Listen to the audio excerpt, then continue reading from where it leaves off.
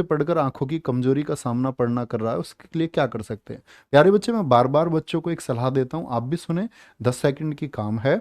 तो आप लोग जब केमिस्ट्री को पढ़ते हैं तो आपने एक चीज पढ़ी होगी कि अम्ल और क्षार, एसिड और बेस जब मिलते हैं तो क्या करते हैं? आपका न्यूट्रलाइजेशन प्रोसेस को आगे बढ़ाते हैं। उदासीनीकरण अभिक्रिया, HCl आपने केमिस्ट्री में पढ़ा होगा, HCl plus NaOH equals to NaCl plus H2। तो दरअसल में अम्ल और क्षार मिलेंगे तो उदासीन हो। आंख कमजोर क्यों होती है? फोन से पढ़ने वाले हर बच्चे के लिए मेरा सजेशन है, आंख क्यों कमजोर होती है? क्योंकि आंख की बच्चे क्या होता है, आपका एल्कनिटी बढ़ जाती है। ठीक है, अम्लीयता आंख की बढ़ जाती है तो आंखें कमजोर होने लग जाती हैं। इसीलिए मैं कहता हूं कि रात को आप अपना मुंह साफ करके सोएं, यानी कि कुल्ला वुल्ला करके आप सोएं, और सुबह को जब आप उठें तो जो बासी थूक है, बासी थूक को आप अपनी आंख में खोलकर अच्छे से लगाएं।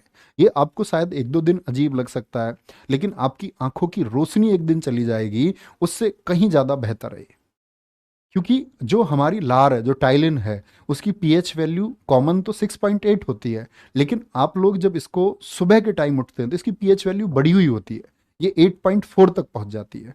तो यानी कि आप उस टाइम एक बेस अप्लाई कर रहे होंगे, आंखों में एक क्षार अप्लाई कर रहे होंगे, जो आपकी आंखों को सबसे सुरक्षित बनाएगा। दूसरा मैं बच्चों को बताता हूँ, अगर आप सुबह उठ सकते हैं तो आप सूर्य को जल देना शुरू कीजिए, लेकिन आपको सूर्य को देखना है अपने सिर से ऊपर। सिर से ऊपर जो आप बर्तन लेकर के जाए जिससे जल दे, तो उस जल में से सूर्य को आपको देखना है।